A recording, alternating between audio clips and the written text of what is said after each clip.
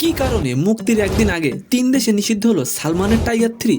নিষিদ্ধ হওয়ার কারণ জানলে আপনিও অবাক হয়ে যাবেন। তো কি অবস্থা কেমন আছেন, আমি ড্রামা সবুজ আর আজকে আলোচনা করব 3 দেশে নিষিদ্ধ হলো সালমানের টাইগার 3 এই বিষয়টি নিয়ে। মুক্তির একদিন আগে চিন্তার ভাঁজ, 3 দেশে নিষিদ্ধ করা হলো টাইগার 3, কারণ নাকি নায়িকা ক্যাটরিনা কাইফ 10 কোটি টাকার উপরে অগ্রিম টিকিট বুকিং হয়ে গেছে।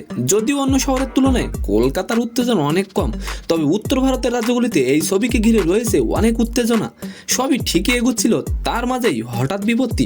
ওমান, কাতার, কুয়েতে এই 3 দেশে নিষেধাজ্ঞা জারি করা হয়েছে এই ছবির উপর। মূলত দুটি কারণ রয়েছে এর পিছনে। প্রথমত ধর্মীয় ভাবাবেগ ও দ্বিতীয়ত ক্যাটরিনা কাইফের তোয়ালে পরা দৃশ্যে আপত্তি। এই ছবির খলনায়কের চরিত্রে রয়েছে ইমরান হাশমি। এই চরিত্রটি এক মুসলিম জঙ্গি সংগঠনের মাথা। ইসলাম ধর্মাবলী দেশ ও সেখানকার মানুষের নেতিবাচক চরিত্রায়নের কারণেই এই বাধা।